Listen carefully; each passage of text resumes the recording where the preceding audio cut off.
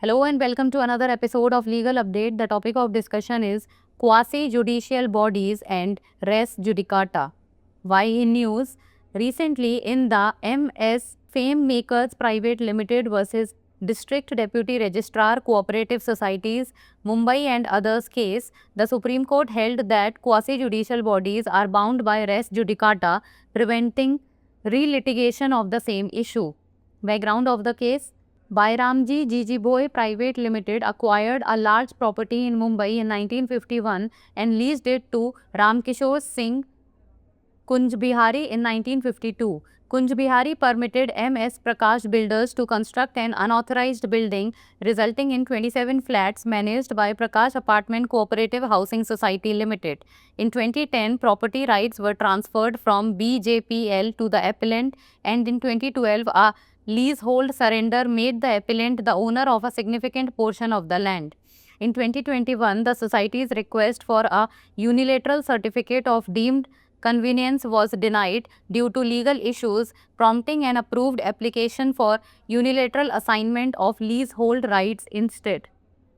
Court observation: the bench of Justices Vikram Nath and Prasanna B. Varle ruled that the competent authority had no jurisdiction to accept a second application from respondent number 2 society that contradicted the directions of an earlier order, which required resolving legal compliances through the appropriate court before a re-application.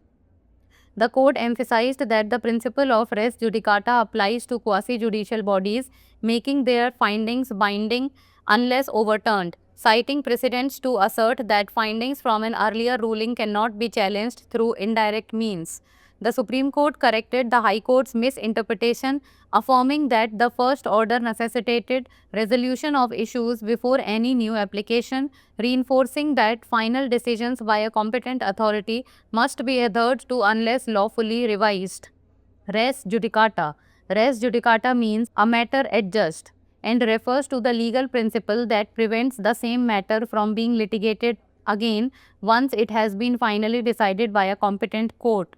It is codified in Section 11 of the Code of Civil Procedure 1908, though the principle extends beyond this statutory provision and is not exhaustive.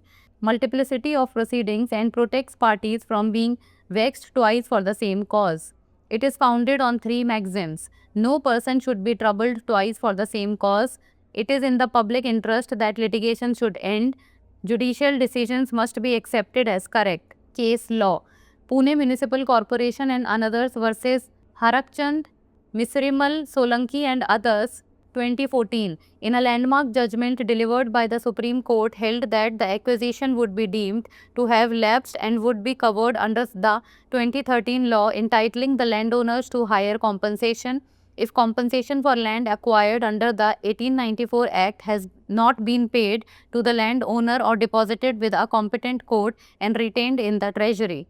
Now it's time for the practice question. What does the term res judicata mean? A matter adjust, a matter unresolved, or a matter ongoing? Send the answer of this question in the comment section. That's all for today. Thank you so much for watching. अर्ध न्यायिक निकाय एवं न्यायिक न्याय चर्चा में क्यों? हाल ही में messrs fame makers private limited बनाम जिला उप रजिस्ट्रार सहकारी समितियां 3 मुंबई और अन्य मामले में सर्वोच्च न्यायालय ने माना कि अर्ध न्यायिक निकाय रिस जुडिकाटा से बंधे हैं, जो एक ही मुद्दे पर फिर से मुकदमा चलाने से रोकते हैं। केस की पृष्ठभूमि: बायरामजी जीजीभाई प्राइवेट लिमिटेड ने 1951 में मुंबई में एक बड़ी संपत्ति का अधिग्रहण किया और 1952 में इसे रामकिशोर सिंह कुंजबिहारी को पट्टे पर दे दिया। कुंजबिहारी ने मेसर्स प्रकाश बिल्डर्स को एक अनाधिकृत इमारत बनाने की अनुमति दी, जिसके परिणाम स्वरूप प्रकाश अपार्टमेंट को कोऑपरेटिव हाउसिंग सोसाइटी लिमिटेड द्वारा प्रतिबंधित 27 फ्लैट बने। 2010 में संपत्ति के अधिकार बीजेपीएल से अपीलकर्ता को हस्तांतरित कर दिए गए और 2012 में लीजहोल्ड सरेंडर ने अपीलकर्ता को भूमि के एक महत्वपूर्ण हिस्से का मालिक बना दिया।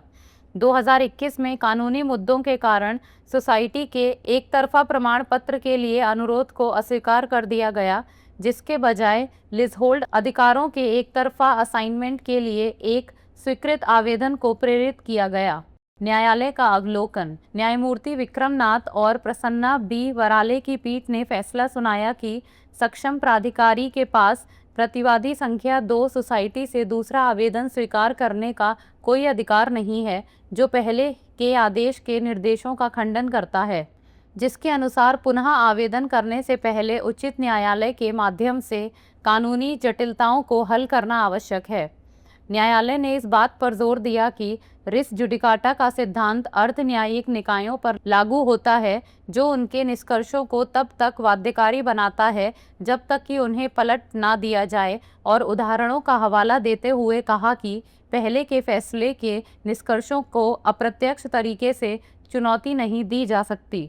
उच्चतम न्यायालय ने उच्च न्यायालय की गलत व्याख्या को सही किया और पुष्टि की कि पहले आदेश में किसी भी नए आवेदन से पहले मुद्दों के समाधान की आवश्यकता थी, और इस बात पर बल दिया कि सक्षम प्राधिकारी द्वारा अंतिम निर्णयों का पालन तब तक किया जाना चाहिए जब तक कि उन्हें कानूनी रूप से संशोधित न किया जाए।